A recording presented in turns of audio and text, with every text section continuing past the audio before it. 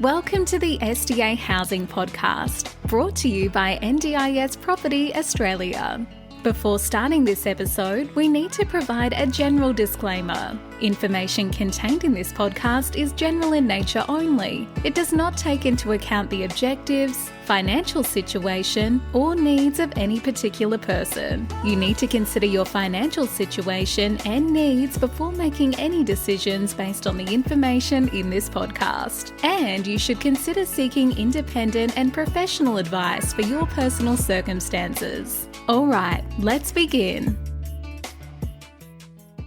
Hello everybody, my name is Min and I'm your host from NDIS Property Australia, and you're listening to the SDA Housing Podcast, a show that explains, highlights, guides and brings awareness about all things SDA in this ever-changing NDIS world. Today my guest speaker is a friend of mine, Julian Mero, who is from Project Cafe, is that right? And the reason why I have Julian here, my good friend Julian, is I've been begging him for a podcast for 2 years, and he's finally had half an hour break. Come and visit me. Julian, how are you, Julian? I'm good, guys. Welcome. Hello, everybody. Julian, I've asked you here to talk about the word that everyone uses in property development, property investing. That word is, it's not location. It is infrastructure. Infrastructure. Yeah. Well, location actually has a bearing on that as well, right? So, a lot of the time, you've got to have a location that you've got the space, land, capacity to be able to add infrastructure. So yeah, they do go hand in hand in a sense. Yes. But my previous background is Queensland Investment Corporation, or QIC is. And just so people don't know what QIC means, They are the investment of the Q superannuation funds management of the government employees. Yeah. So they're actually owned by the government effectively. In Queensland, Queensland government, and effectively, they operate independently, but they do manage superannuation funds from multiple different sources, and they obviously property is a massive division of theirs. Or real estate, commercial property, or real estate. They are going into residential. As I left the company late last year to go out on my own, they are going into residential as well for the first time. So typically they would have outsourced any land or any development that would be residential, but they're now actually doing it internally. Yeah, and they also, they manage the future fund for Queensland Government, Cross River Rail. So they're really, well connected in property around Australia, actually, all around Australia. They own the Port of Melbourne as well and things like that. Yeah. So, Julian, the last few years you've been working for QIC. You were managing the Robina site in Gold Coast and other little small commercial shopping centres.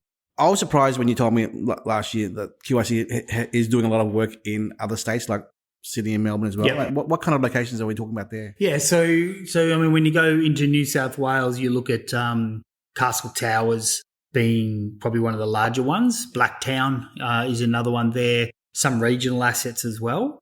Melbourne, you've probably got some prominent assets in Werribee, Epping, Eastland, Ringwood. That's another one that's been developed over the journey and a pretty large asset.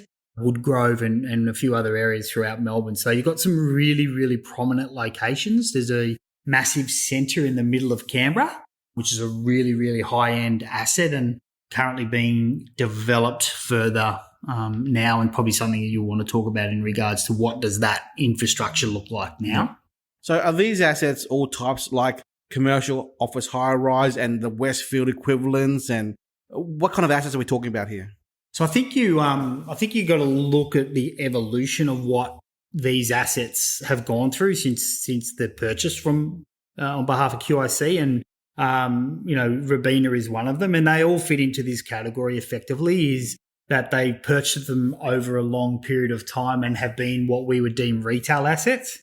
But they were really, really clever in the fact of getting large land holdings around those retail assets. So not only can they expand retail, but they're now at a point in time in their business model where that retail then adds commercial and he's starting to add residential. So I want to jump in here, Julian. Our listeners are probably wondering, why are we listening to this topic about commercial development and office space and funds management? The reason why we're talking about this is because, and I'll go back a little bit to more of a layman's terms. When people invest in property, residential property, they always say, follow KFC. follow McDonald's because they do their homework. They scope out the statistics, the population growth, employment hubs. They do all that stuff. And you follow them from a residential point of view, you're doing well because they know what they're doing, right? 100%. So in this regard here, being the disability sector, people who are less able-bodied, so they can't get around, as in driving around and walking around, they relied upon these hubs called amenities, right, and infrastructure to live the lifestyle they want. So hence the reason why I've invited Julian today to talk about what has he seen in his previous work life in terms of the rollout of this fund manager and this investment corporation, delivering infrastructure projects and commercial hubs around the country to create, a lifestyle or commercial aspect to the community.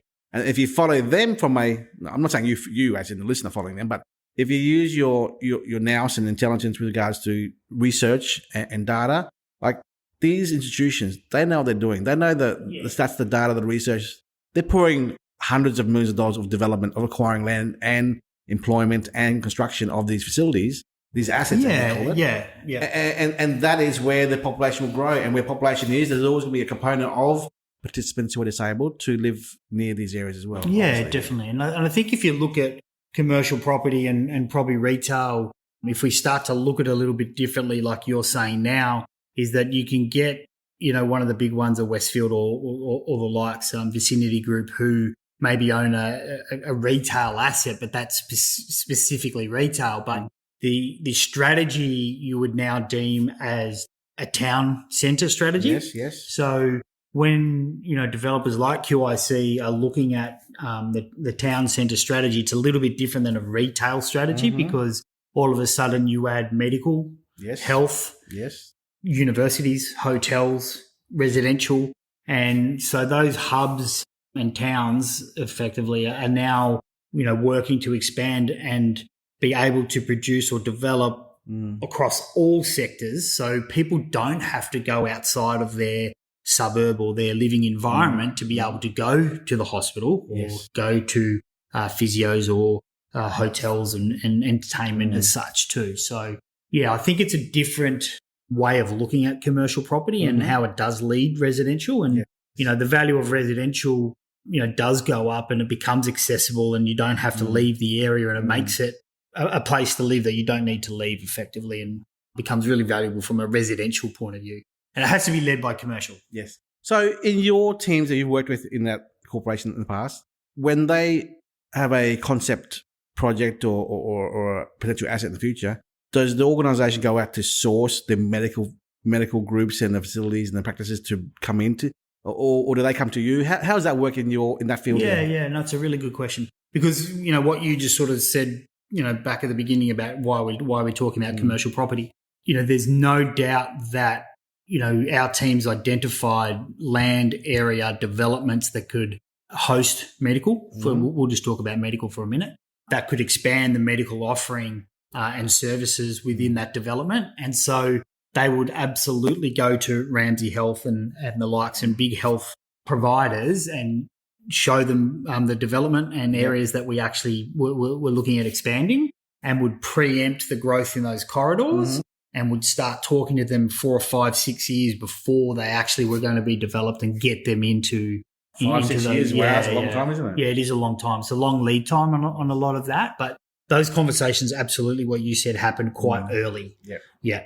So we're talking about land banking, land acquisition, banking, and then going through council with their DAs and concept plans, and then approvals, and then construction. Yeah. We're talking about 10 years? Yeah. So, before I left, we had a conference mid last year, and we had developments on the board up till 2030, 2032. So that was 8 years in advance, 9 years in advance of what areas, we're looking at developing and what assets and what land holdings QIC had, and they were all funded. So they didn't need funding to actually go and make that happen. Yeah. So that's how far you're working in advance. So back to your point, if you knew in the sense of what areas the likes, residential will follow the growth. Exactly. So what are the hotspots that QIC were working on in that far ahead, examples of your list you mentioned earlier? So I think if you looked at the assets of growth with land holding, you would definitely be looking at Robina, In Queensland? Yeah, in Queensland. So I'll go state by state effectively. Sure. Is Robina was definitely the bigger asset. So that would probably be the one in Queensland.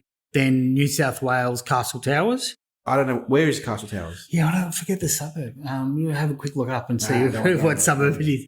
It's on the north side. That's a new project. There's land holdings there, so that is that's an older centre that will be extended and developed, and there will be commercial and the addition of other medical and the likes on the outside of the centre. How big a spend are we talking about? I'm not sure on that one yet. That's in the future. And any other areas around Newcastle? New South Wales, you reckon? No, from a QIC point of view, that was the big asset, because it all comes back to where there's land. Sure. Their holdings were there, and then you look at Canberra Centre. There was a lot of. So what's going in Canberra? Hotels, commercial. All right. Yep. So around that Canberra market, and then in Melbourne, Eastland Ringwood was definitely a growth area. Again, land holdings to be able to expand into commercial, residential, hotels, medical. They're sort of the key areas, I think, that QIC held land. Yeah, you need the land to be able to do it.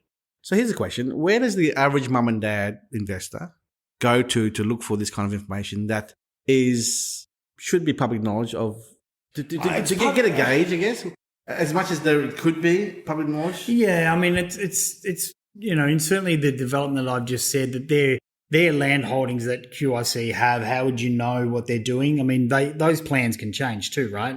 But surely with councils and regional centres, it'd be development planning. So you would have to. There's no doubt that the development planning of those holdings would absolutely be with the councils at some point in time. So it may be keeping. I think you can actually go into websites and receive information on developments in the area, so you can actually have a look at what's going on. But projects as big as this, people talk about it. Yeah. It's not secret information. No, it's not secret, and you sort of can see, I think, whether there's, even if you looked at Westfield at Chermside, shopping centre, they've got land all around there, and you can see what's happening there. And, Chadstone's been a prime example that Vicinity Group have continued to expand and add hotels and add commercial. So that's not a secret. Yes, yeah. So I think if you looked at those big hubs and an understanding of who's growing and which companies, whether it be, Vicinity, or even for argument's sake, whether you've got, smaller developers that are growing as well. Great. So how are you going with your business at the moment? You're more of a small business working in the hospitality industry. Yeah. So we specialise in hospitality. So we've got a couple of divisions where we do leasing services for hospitality businesses. We work with landlords who have hospitality tenants or retailers, to make sure that they're trading properly and they've got all the tools to be successful. Then we sell cafes and restaurants. We've got a division that sells cafes and restaurants, and that's growing rapidly. So in this new line of work you're doing now, turnover of businesses like this, does that give you an indication of how good an area or region or suburb is going with? You look at their numbers, the turnover, the profitability. I mean, and if a business is selling, why are they selling? I mean, they're selling because they're struggling, or they're selling because they want to exit the industry that they're in, or whatever. And that's a good indication as well from a small business perspective as to how a community is supporting and working with these local businesses as well. Yeah, I think so. I think it's a really valid point, and probably brings up something that everybody talks about and seen on the media, and that's migration of people through, Victoria and New South Wales. We're in Queensland. Obviously, we live in Queensland, and you've seen a migration of people from New South Wales and Victoria coming to Queensland, possibly selling their house for a large sum of money, and then coming up here and buying a business and buying another property. And then all of a sudden you look at that and, to your point, where are they migrating to and what area does that look like? And, certainly from our point of view in Queensland, Gold Coast would definitely be probably the biggest target. There's a big demand for Gold Coast SDA housing and apartments in that area. Yeah. It's just so hard to enter the market because it's just so landlocked and it's too expensive, obviously. Yeah. So that's really grown, exploded. Sunshine Coast is definitely, grown as well up in Queensland. Probably not as fast as Gold Coast, but don't be fooled. It's really quite tightly held as well. And you're getting a lot of businesses and migration there. And then Brisbane, and Brisbane's going to have a great run, for the next 10 years, I think as more people move here and realise how great a city it is. So, I think you can definitely look at areas and see where the migration is happening, and that can be done through residential housing as well, I guess. Yeah, exactly. And what we're seeing a lot of in our line of work at the moment here in our office is working with bigger developers who understand this disability market to allocate, parts of their project or their asset into fully accessible product for residential purposes. Yeah, that's very important. Any final words of advice to the average mum and dad who is trying to understand more about infrastructure and location in the commercial and residential property market in Australia? Yeah, no, I mean, I think there's absolutely been a bit of a consolidation of larger developers, and as I said, that can be led by retail, but they do, develop commercial and medical, and that does follow now. And I think people need to think about that, because no longer do you just go build a shopping centre and just stop. It'll be a shopping centre with residential, medical, commercial, hotels, and I think a lot of large developers are looking like that. So I think looking at areas that are underpinned by those developers, their growth strategies by town centres, medical, universities, all of those, and aligning yourself from a residential point of view with those developments, because I think there's no doubt that, property becomes a premium around those areas. And from a disability point of view, everything's very localised, and you don't need to move effectively, go that far to be able to get what you need. Here's a question I didn't ask earlier. With all these new assets being developed and created by many commercial developers and whatnot, are they bringing accessibility in awareness in all these different assets, whether it's offices or hospitality locations or retail, just wheelchair access and accessibility? Is that no, it's front and centre, definitely. Yeah. Where was I? I went to a cafe in Hendry yesterday, and they actually showed me their disability access and the ramp and everything. So that was actually a bit of a feature of that it was really accessible. You could pull up and effectively go into the cafe through the ramp at the back. And so they actually did come and show me that. So, and I think a lot of developers, most developers are absolutely thinking about access for sure, whether that be through lifts, ramping, accessibility, all through, and doorways, or all of it, all those little things that need to be taken into consideration. Really yeah, it's very important. Good. My final question to you is about the NBA. Yep. NBA playoffs are starting soon. Yes. And we're getting you on record here. Who's coming out of the East? Who's coming out of the West? And who's going to win the whole NBA championship in America? Well, I think I'd put. I'm going to go all out and say Milwaukee Bucks are going to take the whole thing. I think that they've just been putting themselves in a prime position to be able to actually peak at the right time. Yeah, East and West. I'm not sure of the West. Who have you got in the West? Where are you leaning on the West? Maybe Phoenix. Maybe the current champion. Golden State. You're going Golden State. Yeah. Look, I think Golden State will hopefully be there. I think it depends on whether Wiggins back, but I'm going for the Bucks for the whole thing. Yes. So $100 bet or $1,000 bet? Yeah, lunch. I've got to invest my money in property. Lunch. Thank you, Julian. Appreciate your time and efforts. Not a problem, mate. Thank you. Bye-bye. We hope you enjoyed this episode. Please make sure you are subscribed and following us so you can keep in the loop with all of our upcoming episodes. We would really appreciate it if you could leave us a 5-star rating, a written review, and to share this podcast with those that could benefit. Until next time, catch you on the next episode.